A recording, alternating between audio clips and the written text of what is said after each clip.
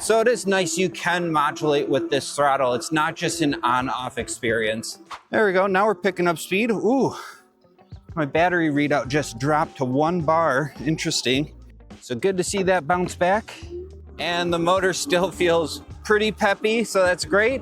If you've been looking for a moto-style electric bike under the $1,000 price point, this might be it. This is the GoTRAX Ranger, available online at GoTRAX website, as well as directly from Walmart. And this review is a continuation of our mission to find the best electric bikes under $1,000, and the GoTRAX Ranger comes in at $900. So for that price, you get true 20 by 4 inch tires from Chaoyang, a front suspension fork, included accessories like these fenders, as well as this cargo basket, comfortable moto-style seating, hydraulic disc brakes, as well as a bike and battery that's certified to UL standards. So in this review, I'll walk around the bike and give you an up-close look at all the components. Then we'll take it to the road to test the performance on flat ground and up our big test hill.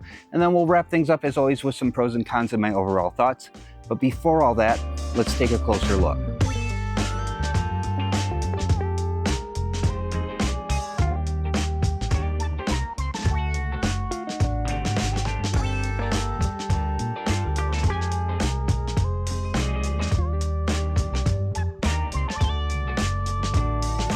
GoTRAX is a well-known name in the e-mobility space, perhaps better known for their electric scooters, but they're a brand that has been around for a while, so that gives us confidence in recommending them as a brand that should stick around. Ryan actually reviewed the GoTRAX E-Fold, their $500 folding electric bike, and that was our first cue that GoTRAX is offering really cool options under the $1,000 price point. The GoTRAX Ranger is coming in at $900, but if you want to check current pricing or to see if any sales are going on, you can scan the QR code on screen or find our affiliate link down in the description. Using our link when you go to make your purchase is a free way for you to support content like this, and we thank you so much for your support. The Ranger is available in one color option that you see here, gray. It fits riders up to a weight of 264 pounds. I did not see a rider height range on their website, but I am a 6'1" rider with a 33-inch inseam. And we also had Ryan's wife, Allie, hop on this bike to show you what a shorter rider would look like. The Ranger has an advertised weight of 69.7 pounds. Now for the components, starting at the brakes, 2-piston hydraulic disc brakes from Nut, with 180mm rotors, with the same setup on the back. It has a bolt-on front wheel. These are 20 by 4 inch tires from Chaoyang. They have a good amount of tread. The included fenders are plastic, and you get full coverage in the rear. The suspension fork is sourced from Shelvin. Now, I didn't see a measurement for the travel, but this is what you can expect. Moving on up, we have integrated lighting on the front, and it might look like it's flashing on the camera, but this is a running taillight that does brighten when you pull on the brake levers. The cable management travels under the top tube. It has high-rise handlebars, Nut branded brake levers with motor cutoff, rubber grips, a twist grip throttle on the right, and a 7-speed sys-index thumb shifter from Shimano. And the display is left-hand mounted with pedal assist up and down and power button at the bottom. Nice to know that the bike is ready. Right up front, you get your speed in miles per hour, but you can change the unit. On the right-hand side is a battery readout. At the bottom is the odometer, but you can actually double tap on the power button to see your trip distance. And then in the bottom left-hand corner is where you see your pedal assist level, and you have 5 levels of assist to work with. And then there is a walk mode. Just hold on pedal assist down. Now there are a few advanced settings you can change. Hold pedal assist up and down. Your first setting here is going to be your units in miles per hour or kilometers. Have it at 1 for miles per hour. P2 is going to be your screen brightness, and you have 3 levels of brightness to work with. And your P3 setting is going to be your speed setting. No matter what, your throttle is going to cap at 20 miles per hour, but you can set your pedal assist speed all the way up to 25 miles per hour. And to exit the menu, hold pedal assist up and down. For graphics, you have Ranger on the top tube on both sides, GoTRAX on the chainstay on both sides, as well as the GoTRAX logo and Say Hello to the Future underneath the down tube. And you'll find the UL sticker here. It comes with plastic pedals with integrated reflectors. Also included is this little cargo basket. But if you remove this basket, there is mounting points for a bottle cage. And we do have a shop full of high quality e-bike accessories, and there's a reason we highlight this one in almost every one of our reviews. This is the ABC bottle cage. It ratchets to fit water bottles of big and small size. And we have side load options, handlebar mounted options, as well as this standard top load option. And if you make a purchase with our store, that's another great way to support our content. Thank you so much for your support. And it has a rear mounted short kickstand with a wide foot. And we're about to take a look at the battery, but in the box you'll find GoTRAX has included this bag full of accessories. So you'll find your user manual, battery key, electric bike charger, and toolkit. Let's go ahead and find the key. There we go, it's in this Ziploc bag along with an included bike bell. To remove the battery, put in the key and turn towards the ground and pull forward and slide it out. This is a 10.4 amp hour battery, pretty average for the price, but we've seen lower than this. This battery is certified to UL 2271 standards, as well as the bike's electronics being certified to UL 2849 standards. On top of the battery, you'll find a 5-pattern LED readout for a quick look at the battery's charge. Just push this button here.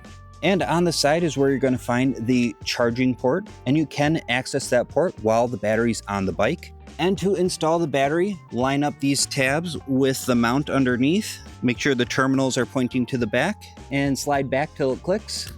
And you don't need to ride with the keys in the battery. Also in this bag is where you're going to find the charger. So paired with the battery is a 2 amp charger, so you can expect charging times of around 5 to 6 hours from empty. And we might as well cover what else is in this bag. You get a nice thick manual for the bike, as well as this toolkit for assembly. Inside is an assortment of Allen wrenches, standard wrenches, as well as a Phillips head screwdriver. It has a 48 volt 500 watt rear hub motor, and that is engaged with a cadence sensor. And on the back, you'll find a Shimano tourney derailleur. The rear cassette goes from 14 to 28 teeth. And this is a 46 tooth chainring. That's it for all the components. Let's see how it rides on the road. All right, tires are pumped up. We have a full battery. We're gonna go through a battery of tests here, starting with a throttle-only acceleration test to the max 20 miles per hour. Keep in mind for these tests, I'm a 200-pound rider, but let's get right into it. 3, 2, 1, throttle only. And pretty punchy takeoff for a 500 watt motor. There's 16, 17, 18. Hitting a slight hill here, but I can feel the motor still pushing me. There's 18.5.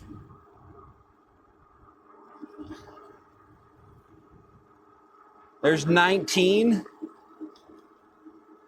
All right, we're hitting a flat here. There's 20 miles per hour, and on the GPS, we're showing 19. It might be lagging behind a little bit, but seems like a pretty strong takeoff, and then it just tapers off a little bit there at the end, but not too bad.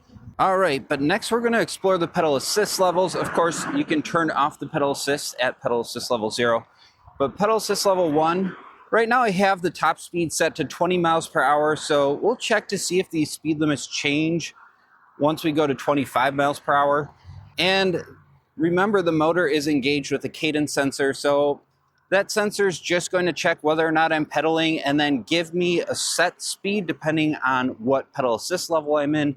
The amount I push into the pedals really won't change the motor power, so you're going to use your pedal assist levels for that. So let's just see here in level 1, feel the motor support cutting off right around 7 to 8 miles per hour. In level 2, getting up to 10 miles per hour. Let's check level 3. Big push on level 3. There we go, feeling the motor maybe stop around 13.5 miles per hour. Let's go to 4. Another big push. You can still hear the motor working, getting up to about 16 miles per hour. And level 5, we should be able to get up to 20 miles per hour. Showing 19 on the GPS here, 20 on the display. All right, let's see here. Now I have the speed set to 25 miles per hour. And in assist level 1, looks like we're getting about 8 to 9 miles per hour. Level 2, gentle push up to about 12 to 13 miles per hour. Level 3, much bigger push. Shift up here. Getting about 16 miles per hour, level 4. Now we're getting to about 20 miles per hour. All right, let's pull over here and shift down, and we'll see what the acceleration's like up to the max 25 mile per hour while pedaling. 3, 2, 1, pedal. Strong takeoff. Shifting up. Already in 7th gear. There's 18, 19, 20, 22, 23, 24. A little bit more push in my legs. Falling shy of 25 miles per hour. I would say the gearing, you can keep up with this speed, but it feels most comfortable pedaling between 15 and 20 miles per hour with this gear setup. But with the cadence sensor, I'm not pushing into the pedals at all. I'm doing what's called ghost pedaling. So my legs are providing no extra support, and it's holding me comfortably at 23, 24 miles per hour, depending if we're looking at the GPS or the display. Looks like they're matching up now at 24 miles per hour. But I'm actually pretty impressed with the amount of acceleration this motor has. Like 16, 17 miles per hour is where my legs feel the most comfortable. Of course, a lot of people are probably going to rely mostly on the throttle. And you can modulate this twist grip throttle a bit, so it's not a fully on-off experience. Like if I want to go 10 miles per hour, I can hold it pretty easily right around there. Engage the throttle a little more, and hold it around 15 miles per hour, engage a little more. So it is nice you can modulate with this throttle. It's not just an on-off experience. But let's go ahead and throw to our hill climb test. We'll see how it does throttle power alone, and we'll pedal up it too. Pick up some speed. We're gonna start off with a throttle only up the hill. Now, don't let the GoPro footage fool you. This hill is a lot steeper than it looks. The footage always gets flattened out. But we'll put up a graphic so you can see some specs on this hill. And I'm in pedal assist level 5. And I feel the motor still pushing hard here. There's about 3. Ooh. My foot's on the ground, so I think we're giving out. So not quite enough to get me up with throttle power alone. Let's see how it does with pedal assist. And I'll just see what each assist level feels like here up the hill, starting in 1st gear. Starting to hit the steep part. Let's see if my legs can catch up. So in assist level 1, I'm barely pushing into the pedals, and I'm getting a lot of support actually. So I think it's much happier getting up this hill with leg support, of course. Let's see, I could even probably shift up here. Maybe once more. Yeah, the motor is really doing most of the work. Let's go into pedal assist level 2. Slowly picking up speed, but not super fast. Now, when I go into pedal assist level 3, that's where I feel the biggest push. So let's go ahead. There we go. Now we're picking up speed. Ooh, my battery readout just dropped to 1 bar. Interesting. There's pedal assist level 4 and pedal assist level 5. Definitely getting some more power. It hitting 9 miles per hour, maybe just shy. And the hill is rounding out, picking up speed. So didn't make it up the hill with throttle power alone. Did much better with pedaling. So when I was pulling peak wattage, it dropped down to 1 battery bar. Now I've been waiting here for just a second. It jumped back up to 4 bars. So not surprising, seeing a little voltage sag when you're requesting a lot of power from the motor. We're about 8 miles into our trip on this battery charge, and we have all but 1 bar of battery remaining. So good to see that bounce back. And the motor still feels pretty peppy, so that's great. Now the other advantage to this bike is it does have these true 4-inch fat tires with a pretty aggressive tread on it. Now I'm not going to go down this too far down this single track, but I just wanted to show you it is capable of some light off-roading. And I just wanted to see if I could engage that front suspension. And I don't hear it topping out or anything. Doesn't sound too loud, and I think we're getting pretty smooth action out of it. So yeah, it is definitely capable of light off-roading, and I am really comfortable riding this. But with that, let's start with some third-person riding footage. I'll give you the pros and cons and my overall thoughts. There is something undeniably cool about the moped-style e-bike. In a marketplace where these designs often trend towards $1,500 or more, the GoTRAX Ranger enters this space as a serious budget contender. Let's talk about where this bike wins. The motor power and battery capacity are surprisingly on par with high-priced moto options, and a huge bonus here is that the electronics and battery are certified to UL standards. Unlike many single-speed options in this category, it has a 7-speed drivetrain, and while a basic setup, having actual gears is an advantage if you plan on using your own leg power.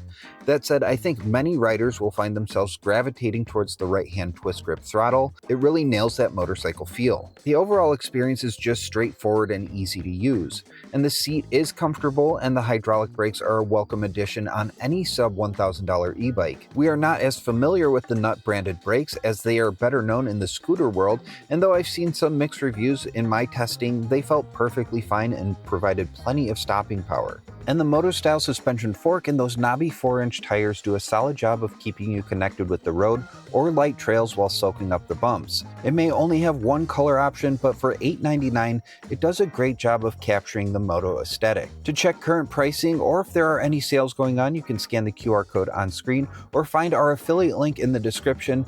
And if we've helped you make a decision, remember you can support reviews like this one for free by using our link when you make a purchase. Thank you so much for your support. Though the Ranger offers pretty impressive value for a budget option, there are some signals that show that decisions were made to achieve this price. The display is a very basic black and white unit.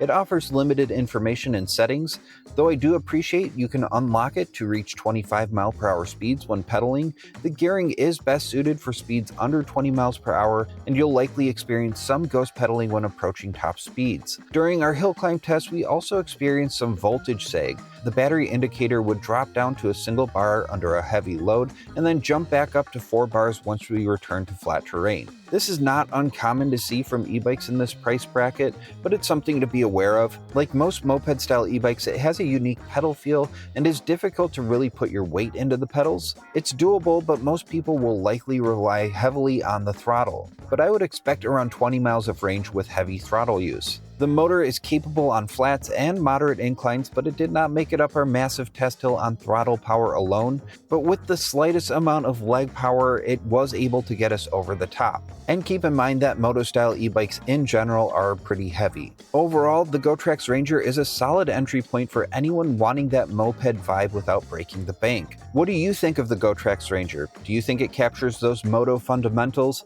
Drop your thoughts in the comments below. If this review was helpful, please give it a like and subscribe for more e-bike content. With that, I'm Miles with eBike Escape. Thank you so much for watching, and I'll catch you in the next one.